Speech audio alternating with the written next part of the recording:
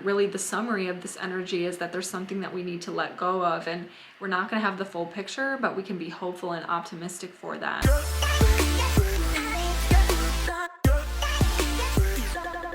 Welcome back to 7 Moons Astrology. I'm Sarah Kirby, and today we're talking about the total solar eclipse in Sagittarius, a huge grand finale to an energy we've been working with for 18 months.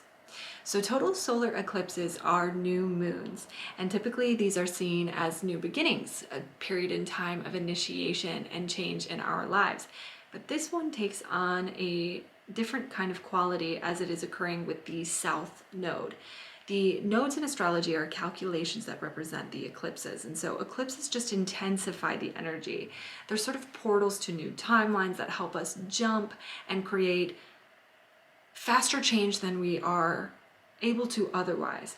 They're fated karmic energies that direct the course of our life, sort of in a way that cannot be stopped and is completely in the hands of God or the universe.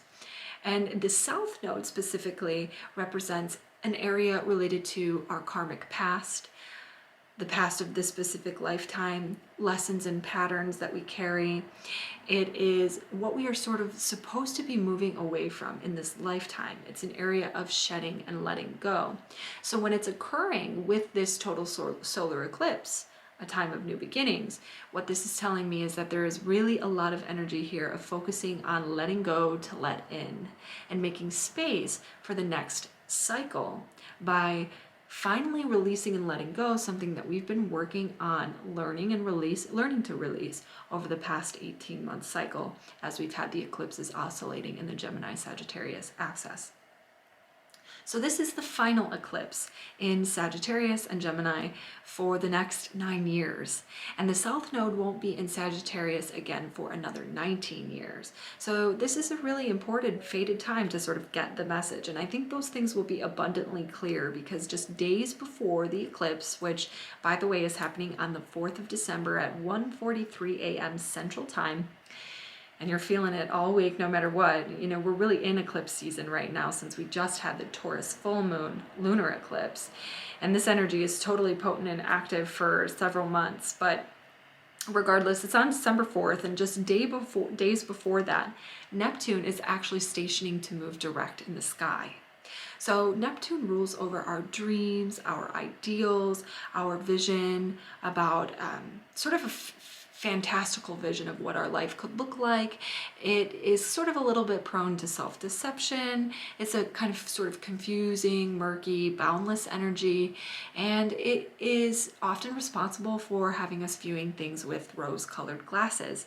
And so illusions and disillusionment is very much so a part of this energy of the eclipse, because it's happening at the same time. So, you know, here we're really taking stock over all the changes we've made since May of 2020 when this cycle began. Intentions we set, changes we wanted to make, what we wanted to see over the course of our life. And now we get to this checkpoint and we have to confront our expectations versus reality. What did we think would happen? What did we want to happen? What did we dream would happen? By when? And now that we're here at the final total solar eclipse in Sagittarius for many years, we have to checkpoint against those dreams and see where we were maybe kind of eluding ourselves, see where we were maybe confused or prone to a little bit of self-deception, and confront and accept what really is. It's that disillusionment that occurs when Neptune begins to move direct again. And it's in a beautiful trine with Mars, which is a powerful positive energy for feeling really motivated to take action toward a new dream and a new way that things could unfold, but maybe we're not seeing things completely clearly. And things are really still unfolding here, so I think the focus is really more on what it is that is ending, what it is we're surrendering and letting go of, and that disillusionment period can sort of feel a little dicey in the beginning, but ultimately has a positive end. And that's because Mars is making, you know, a square to Jupiter. And Jupiter is in Aquarius here, where it's been working with Saturn to sort of create the collective dynamic around freedom and expansion and liberation and truth versus control and regulation and safety and structure, rules and regulations. Those are more Saturnian themes. And in square to Mars, Jupiter can really sort of expand on everything Mars related. So, motivation and taking action, but also anger and frustration. And I think when we're forced to sort of confront the way we wanted things to be versus what they actually are, that is a situation and an energy that's ripe for maybe feeling a little reactive, a little anxious, right? Because it's not all settled yet. The new cycle is still coming in, and we're just really, letting go of what we've been working to let go of for a long time. And it's scary. It can feel anxious, and we really want to act. We really want to do to create a greater sense of comfort and stability, but it's not always possible right now at this time. And that's because the new moon, well, there's several reasons why it's not possible for us to get,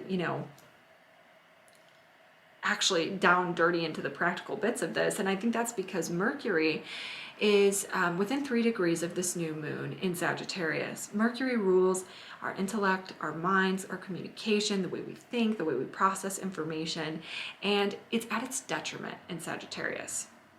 And detriment means that here in Sagittarius, Mercury's energy doesn't work as well because Sagittarius is concerned with our far off vision of what the future is going to look like, and we're hopeful and optimistic that it's going to turn out the way we want it to, but we don't really know how to get there because we don't really care or have time for the details, right?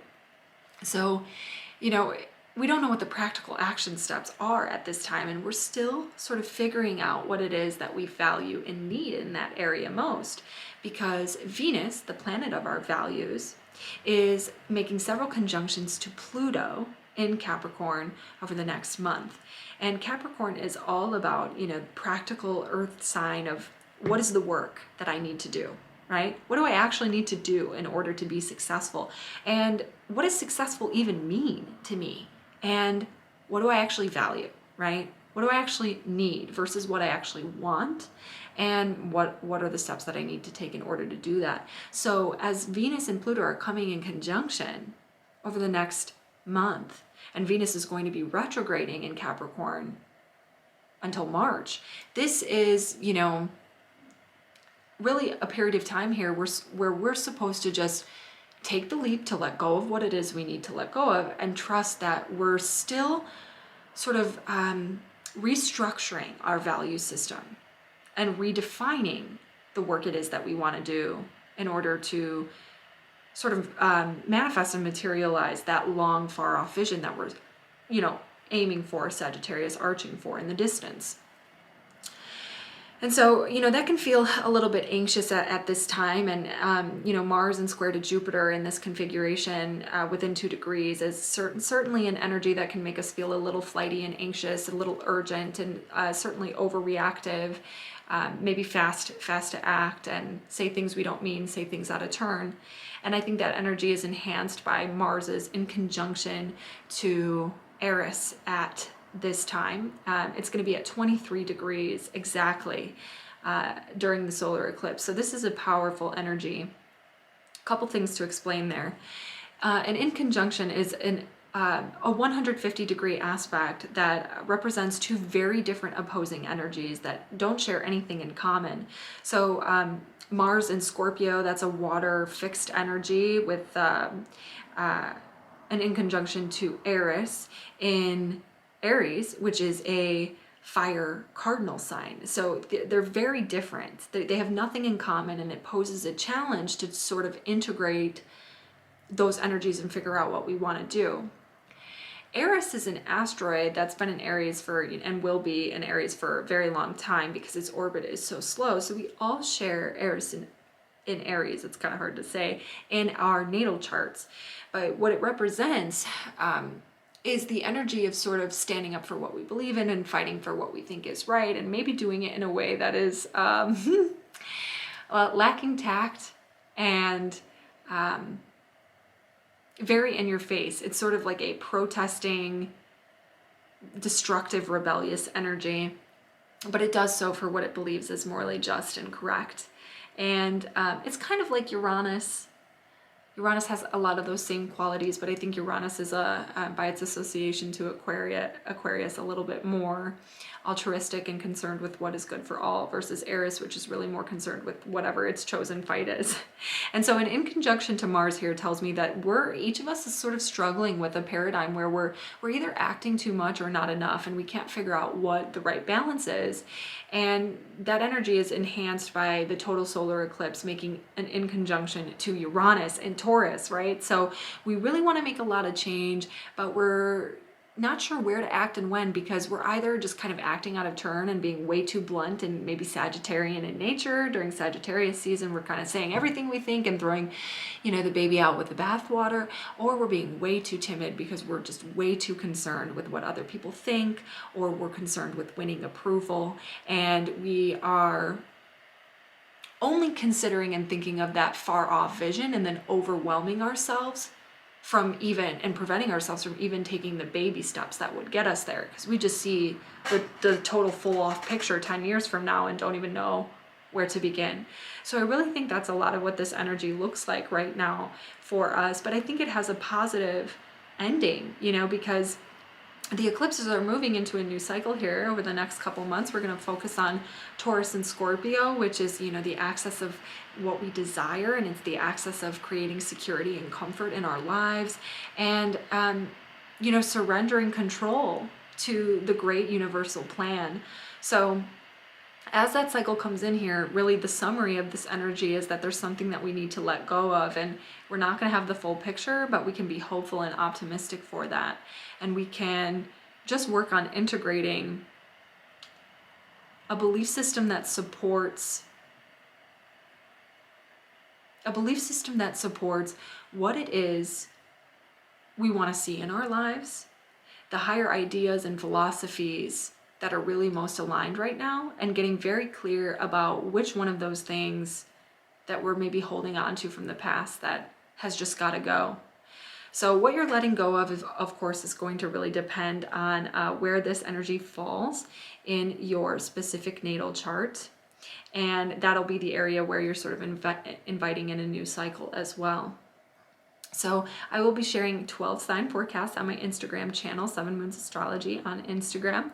And so we can talk a little bit more about what this energy looks like for each of the 12 signs later this week. But for now, that's what I see in the energy ahead. Have a great solar eclipse week, and thank you for watching.